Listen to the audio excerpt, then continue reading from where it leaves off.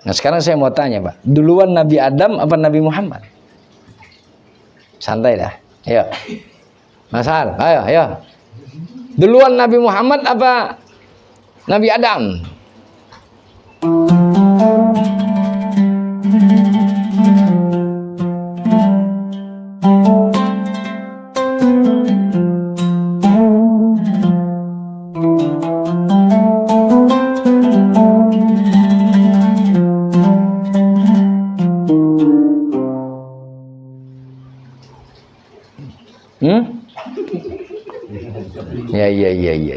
Iya.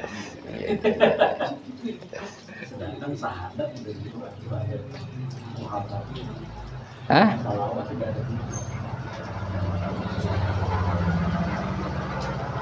Secara penciptaan duluan Nur Muhammad sallallahu alaihi wasallam ketimbang Adam. Ya kan? Tapi yang hadir di dunia Adam dulu. Nabi Adam dulu. Tapi pada hakikatnya Nur Nabi Muhammad orangnya belum ada, ya. Cikal bakalnya ini sudah ada duluan. Bahkan dalam satu tafsir dijelaskan Nabi Adam menikah, mas kawinnya syahadat. Dinding-dinding surga itu tulisannya asyhadu alla ilaha illallah, asyhadu anna Muhammadar Rasulullah. Berarti kan Nur Muhammadnya sudah ada. Ya. Cuma skenario-nya Allah, Nabi Muhammad adalah penutup para nabi, ya. Dan kita harus yakini bahwa Nabi Muhammad SAW adalah orang pilihan, ya. Orang pilihan yang sudah dikhususkan oleh Allah Subhanahu wa taala, nanti kehadiran Nabi menjadi rahmatan lil alamin. Ya. Kehadiran Nabi menjadi apa? Pembuka nuansa kehidupan manusia dari alam yang bodoh, alam yang bobrok menuju alam kemuliaan. Inilah Nabi kita Muhammad sallallahu alaihi wasallam. Bahkan dalam satu hadis qudsi, kalau bukan lantaran engkau Nabi Muhammad, aku nggak ciptain dunia dan seisinya. Ya. Karena mulia Nabi Muhammad.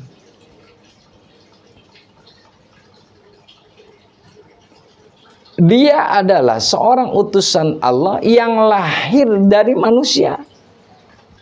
Nabi Muhammad manusia biasa. Ana basyarun kal basyar. Saya manusia seperti manusia.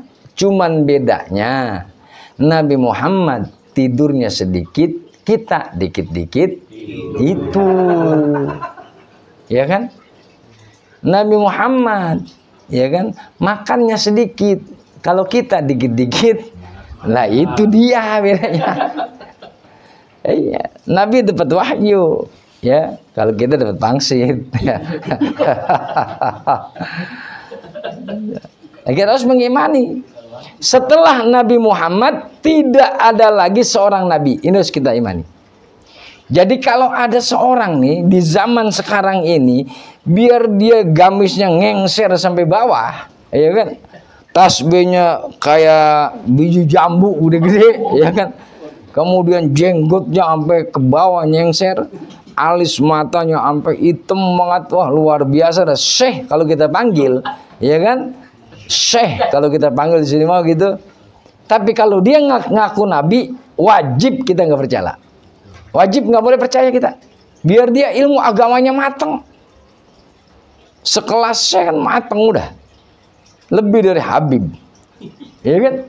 Lebih dari ustadz, lebih dari kiai, lebih dari ajengan, ya kan? Tapi kalau dia ngaku nabi, wajib kita nggak percaya. Dulu zaman Nabi ada, namanya Musailamah Al-Kadzab. Nah, makanya gelarnya Al-Kadzab, pendusta. Dia ngaku nabi.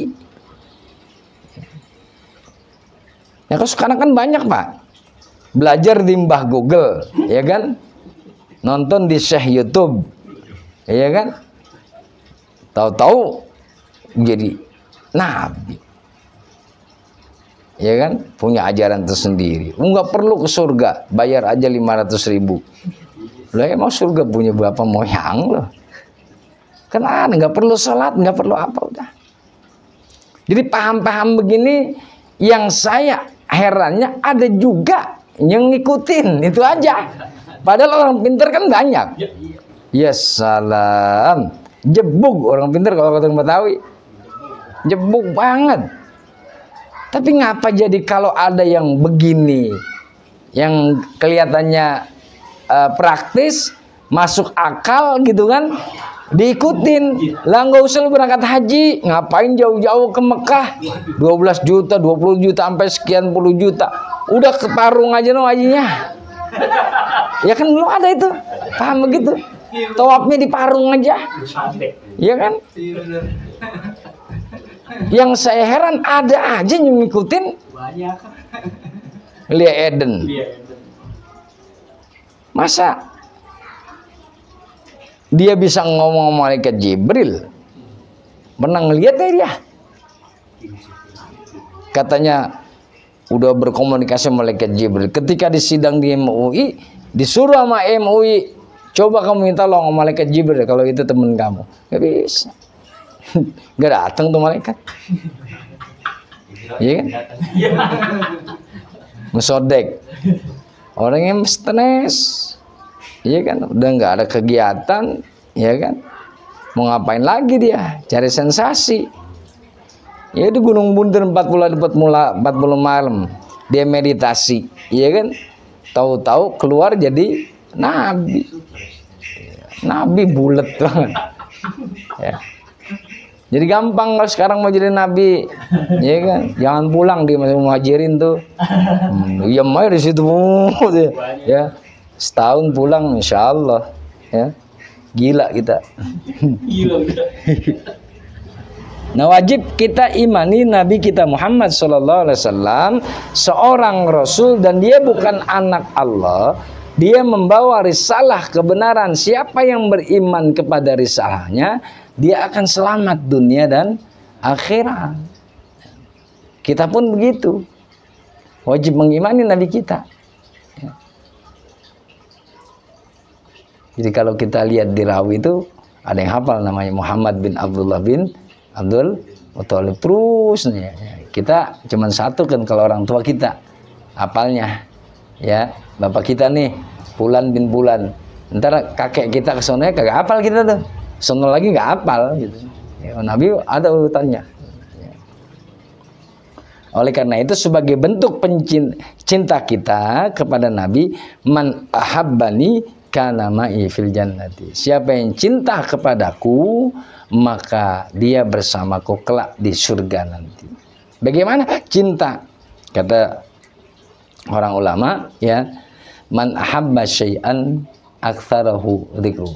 Siapa orang yang cinta sesuatu, dia banyak nyebutin namanya. Abang lagi cinta sama orang, sama cewek, nyebutin mulu namanya kan, iya kan? Mau tidur sebutin namanya, mau dia namanya begini, karena cinta. Kalau Mas Har udah ke ini nih mau kedaluan dah, ya. Ya. Disebutin aja tuh karena cinta. Kita cinta sama apa yang kita sebutin. Nah, kita cinta kepada Rasul maksudnya bersolawat kepada Nabi. Siapa orang yang bersolawat satu kali, 10 kebajikan akan dibalas oleh Nabi Muhammad Sallallahu alaihi wasallam. Minimal kita berapa kali bersolawat kepada Nabi? 5 kali dalam sholat ya. Nah, kemudian ditambah sholat sunnah, ditambah lagi kita zikir dan sebagainya. Apalagi di era-era kehidupan saat ini, ya banyak kita melihat pengadilan banyak, tapi keadilan yang susah kan gitu, ya. Nah orang berbuat begini, laki kayak perempuan, perempuan kayak laki, gitu. Banyak dah nih bermacam-macam dah. Kalau kata ini dunia udah tua, ya kan. Di zaman ini yang harus kita lakukan apa? Cuma satu, banyak sholawat. Sholawat aja kepada Nabi Muhammad SAW. Dengan sholawat itu akan membuat lemah murkanya Allah kepada kita. Marahnya Allah itu bisa teredam karena kita banyak bersolawat kepada Nabi kita Muhammad SAW. Itu yang kedua. Yang ketiga rukunnya adalah wa tuqimus sholata. Mendirikan sholat. Mengerjakan sama mendirikan beda nggak, Bang? Ya. Apa bedanya? Mengerjakan, dikerjain. Diriin diri. Ya lo bahasanya begitu ya kan? Bener nggak, Bang? Ya. Kalau mengerjakan dikerjain. Iya. Dia kalau mendirikan lo diri gitu. Diri doang. Ada air putih gimana? Ada coba. Apa tuh bedanya, Bang? Ya. Ya yang bisa jawab bener pulang duluan ya. Ayo. Kita nggak itu namanya apa namanya mengisi waktu itu apa? Kita saling ya begitulah ya. Jadi mengeluarkan pendapatnya, ya kan?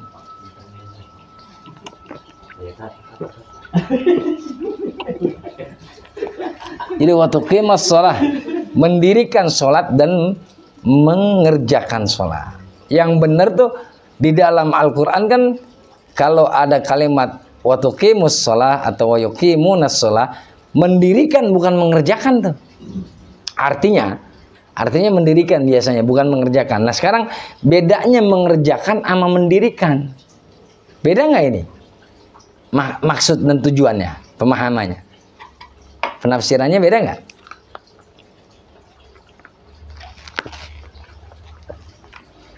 Kalau enggak saya yang jawab, saya pulang duluan nih.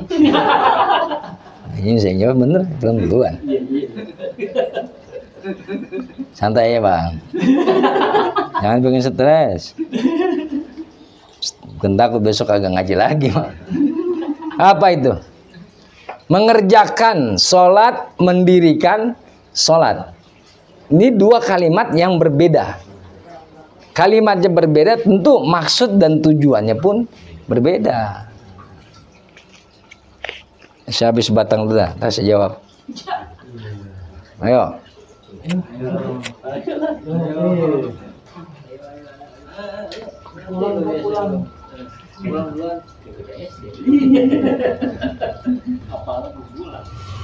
Ayo.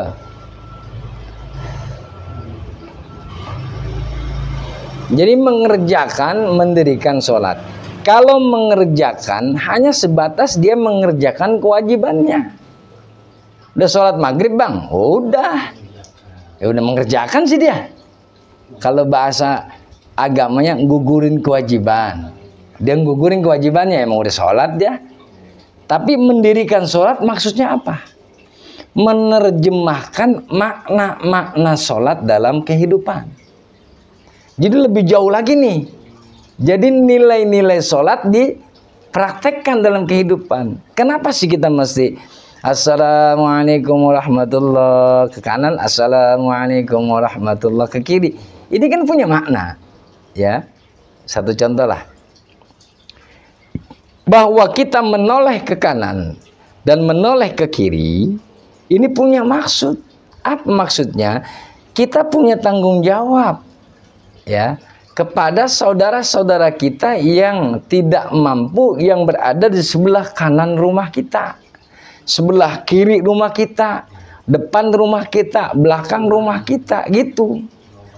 Jadi kalau kita beli durian, tetangganya emang orang susah, nggak pernah makan durian, kebauan, zalim kita tuh. Kan dia akhirnya menjangkit. Enak amat kalau makan durian, nggak gue makan susah lah. Gue doain aku selek gitu enak.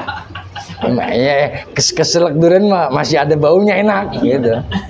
Nah kalau keselak ituan, nah iya.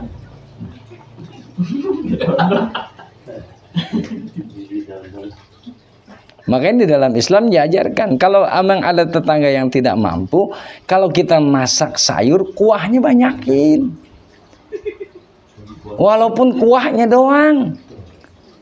Apalagi kalau kita punya rezeki, isinya kita kasih. Iya kan lebih luar biasa.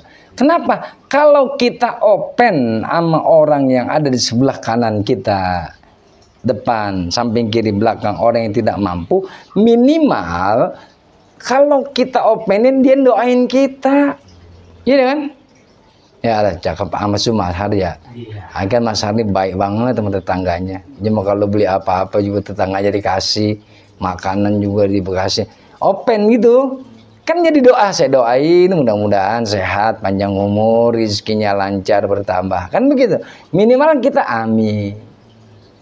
Ente bang biasa parkir 2.000, tiba-tiba ngasih parkir 10.000, doanya banyak nggak tuh tukang parkir? Hah? Hoi, hoi, banyak ya? Doa itu yang perlu dari itu yang dari kita butuhin tuh. Ikhlas nggak dia doain kita? Ikhlas. Ini udahnya dikit disebutin mulu. Satu, doain kita. Yang kedua, kalau kita open sama orang miskin, open sama orang tidak mampu, dia akan apa? Senantiasa keimanannya nggak lepas. Kalau kita nggak open, derita lo, kan gitu ya? Kalau bahasa anak muda sekarang, DL, derita lo, iya kan? Nggak ada urusannya, mau saudara bukan apa bukan, kan begitu ya? Pasti begitu kan? Gampang begitu. Tetangga kita punya motor, ya. Motornya hilang, sedih nggak kita bang? Sedih nggak kita? Enggak. Tuh, ini manusiawi nih. Ini bukan punyanya. Ah, Iya bukan punya. iya kan? Oh, ya pasti nggak sedih kan? Mau dibilang sedih, goroh itu mah, bohong. Iya kan? Goroh yang bilang sedih mak. Iya kan? Prihatin mungkin sedikit, ya persentasenya dikit lah. Paling banyak nyukurin ya. Nah, itu. Buat orang yang kehilangan sangat berarti kan. Oh dia dapetin kendaraan itu dengan bersusah payah, ya kan? Hilang, sedih, nangis barangkali. Buat kita nih tetangga yang nggak merasa punya, apakah sedih? Kan pertanyaan besar tuh. Bergantung imannya. Bergantung imannya. Sama kita bang. Kita makan enak, tetangga kita nggak makan enak. Tetangga kita memang orang miskin. Lalu kita berkata, itu urusan lu, saudara gua bukan apa bukan. Urusan lu. Kalau kita kayak begitu nih bang, lama-lama kita nggak openin, lalu dia pindah agama, pindah keyakinan, yang dosa bukan dia doang, kita juga kena. Emang kita kagak open. Ini bicara keseharian ya, yang ada di tengah-tengah masyarakat. Banyak kan orang individualisme, masing-masing. Iya, dewe-dewe kan, nafsi-nafsi, gak ada urusan lo mau gue syukurin, begitu. Makanya saya bilang kalau kita curhat jangan sama manusia. Kalau manusia yang bocor halus, iya. Opamu lu. Ya kan bocor halus lama-lama menyebar. Iya enggak? Harusnya orang nggak tahu karena kita cerita sama manusia urusan kita, orang jadi pada tahu. Karena yang kita ceritain orang ngebocor, iya udah pakai aqua crop masih bocor juga, habis dah selebar jagat. Orang sekarang kan kalau curhat dia apa? Sosmed kan? Nggak perlu. Curhat sama Allah. Kalau curhat sama Allah, rahasianya terbuka nggak? Enggak, dikunci oleh Allah, bahkan Allah kasih jalan keluar. Curhat kita, mohon maaf, kagak punya duit, ekonomi kita susah. Curhat sama saudara kita, belum tentu bantu. Saudara kandung loh. Ini bicara dulu. Kita ngadu sama saudara kita, belum tentu dia nolong. Ada juga, jangan bakal kasih. Kenapa? Sebelahnya orang lain. Iya kan? Sebelahnya orang lain. Paling kalau dia mau kasih, enggak sesuai ekspektasi kita. Paling gede 10.000. Coba itu. Baik curhat sama Allah, dikasih jalan keluarnya. Nah, Allah punya segalanya, kamu jadi bingung. Nah, mendirikan sholat maksudnya mengaplikasikan, mewujudkan nilai-nilai sholat dalam kehidupan kita. Ya, jadi kalau orang tanya kenapa sih kita sholatnya nunduk begini, bukan dangak, gitu, nunduk. Emang kita nggak boleh sombong. Wala tamshi fil ardi marha. Pesan Luqman Hakim kepada anaknya, wala tamshi fil ardi marha. Janganlah kau berjalan anakku di muka bumi ini dengan keangkuhan, dengan kesombongan. Karena surga tidak akan pernah mau dimasuki oleh orang-orang yang sombong. Walaupun sombong itu sekecil biji zarrah, biji sawi. Biji sawi kan kecil. Tapi kalau sombong, tetap tuh surga nggak mau. Ya. Surga nggak mau dimasukinya. Itu mendirikan sholat. Nah, sholat ini menjadi satu kewajiban bagi seorang mukmin yang mukallaf, nanti diatur di dalam ilmu fikih. Ya. Yang keempat, waktu zakah atau waktu zakah, membayar zakat. Zakat itu artinya bertambah sebenarnya. Ya. Semua ada zakatnya tuh. Bahkan dulu ada pendapat Imam Abu Hanifah, ada namanya zakat profesi. Zakat profesi itu Anda seorang guru, ya, dari gajinya itu 2,5% diberikan. Gak mesti nunggu setahun, tiap gajian bayar 2,5%. Namanya zakat profesi. Namanya bekam nih, ada rezeki, bayar langsung tuh, gitu. Habis tarik nih online, ada rezeki, bayar. Tapi oleh Imam Syafi'i ya ditolak. Kenapa? Karena tidak ada hisabnya, hitungannya. Kan harus ada nisabnya, setahun lah minimal kan. Nah, sebenarnya untuk pembersihan harta kita boleh juga begitu, ya kan? Kalau dia dapat rezeki, gajinya udah kasih, karena bertambah nanti. Allah lipat gandakan, nggak tahu kak lipat gandakannya di kapan-kapan, wallahu a'lam bishawab. Tapi yakin dibalas oleh Allah Subhanahu wa taala.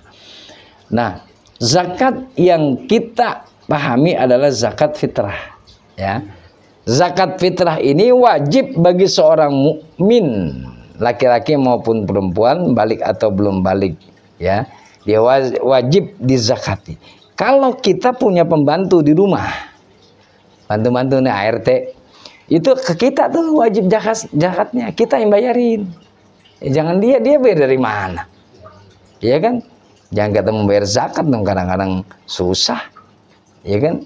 Dia mau jadi pembantu rumah tangga kita kan karena memang terdesak ekonomi. Kadang-kadang belum gajian diminta duluan. Kenapa? Kedesakan ekonomi. Nah, ketika zakat tanggung jawab kita tuh, ya, majikannya, gitu, ya. Yang kedua. Yang ketiga, orang yang lahir, ya, sebelum sholat Idul Fitri, ya, berakhir, dia wajib dizakatin. Lahir umpamanya pas orang mau sholat gitu, jam 6 di lahir tuh, wajib zakat. Ya, kecuali lahirnya orang udah sholat Idul Fitri, ya, udah pada sholat di mana-mana selesai, jam 9 dia lahir itu, ya, nggak wajib. Ya, tapi kalau sholat belum dilaksanakan, dia lahir, wajib zakat fitrah. Ya, kalau orang yang nggak zakat fitrah, puasa dan ibadahnya tergantung. Nggak sampai kalau gantung dia, puasanya apalagi gantung. Ya, kadang-kadang kita bingung juga sih ya, ini di mana-mana ya. Kerjanya di sini Jakarta nih, kerjanya Jakarta, baru zakatnya di kampung. Bener nggak? Ayo deh, bener nggak? Ini mah fenomena sosial yang adalah. Saya tidak menyebutkan itu, bukan berarti menyalahkan. Baiknya di mana? Tempat dia tinggal. No. Sebab kalau dia sakit, siapa yang nolong pertama? Emang saudara kita yang dari Batak, saudara kita yang dari Papua, saudara kita yang dari Medan? Kan kagak, orang sekitar kita. Makanya kadang-kadang gitu, pas zakat itu lari. Disayangkan.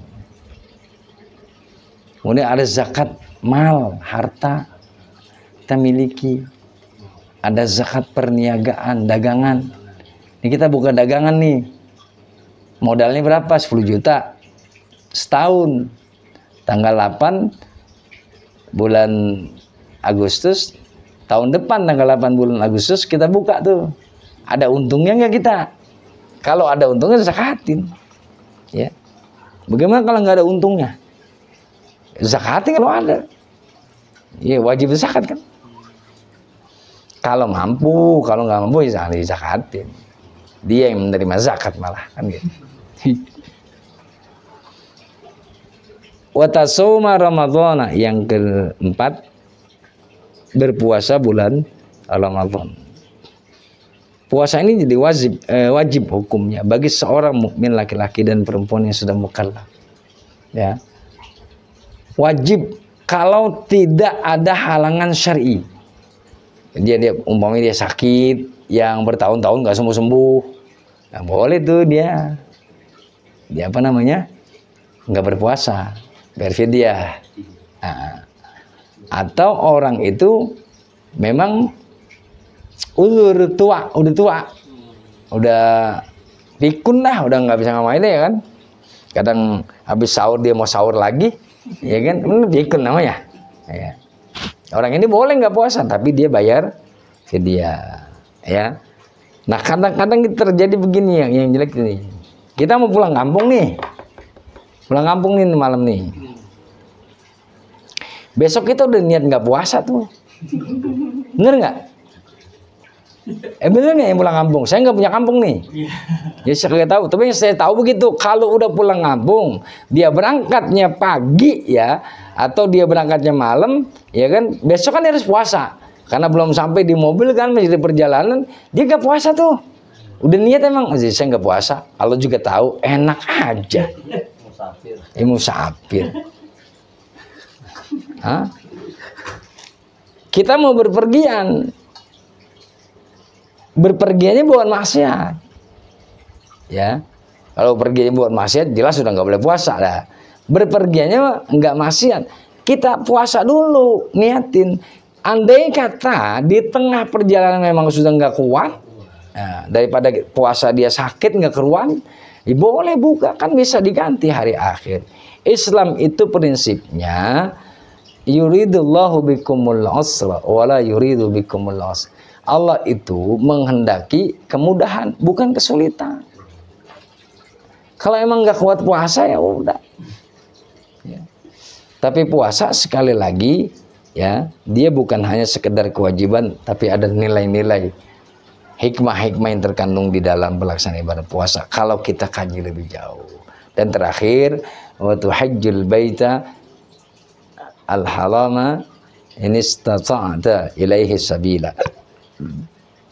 Menunaikan ibadah haji, berangkat ke Masjidil Haram bagi yang mampu untuk perjalanan. Mampu itu pertama, mampu secara finansial, keuangan. Sebab nggak murah haji itu. Ya. Sayang orang kalau berangkat haji mahal, tapi niatnya bukan karena Allah. Niat pengen dipanggil Pak Haji doang. Iya. Nama gue sekarang udah haji nih. Lu masa manggil gue sahlan-sahlan aja.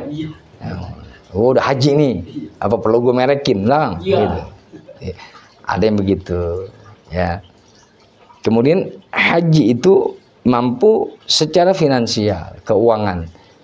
Keuangan mampu yang benar-benar mampu, bukan mampu dipaksain.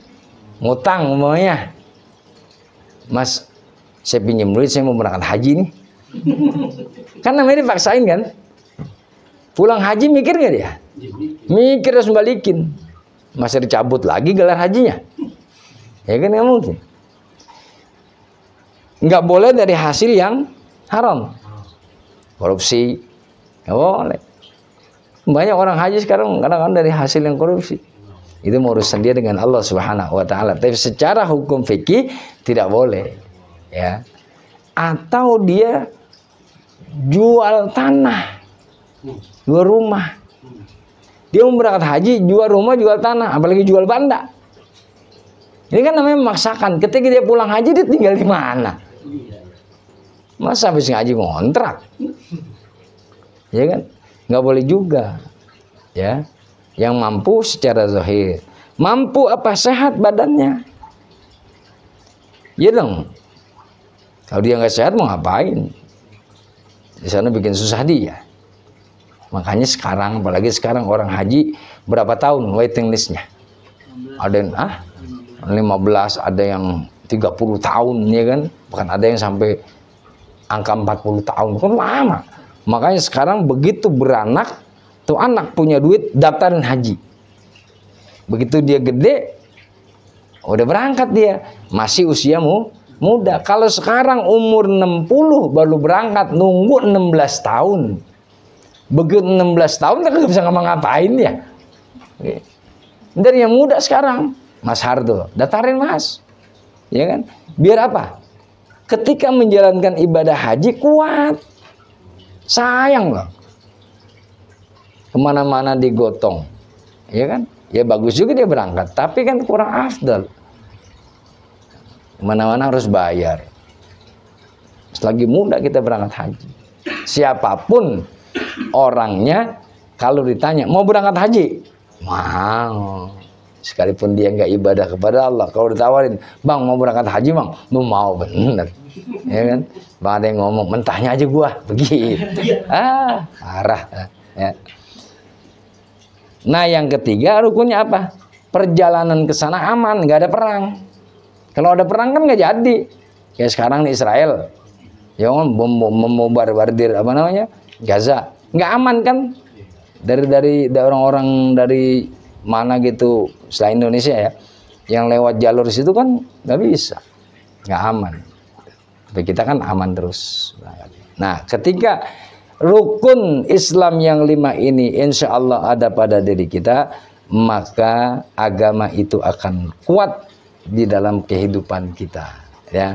Dan kita akan menjadi hamba-hamba Allah yang mulia di mata Allah Subhanahu wa ta'ala. Demikian apa yang kita kaji. Nanti insya Allah kita lanjutkan pada pertemuan berikutnya bab rukun iman. Kita ngaji dari dasar aja ya, dasar insya Allah.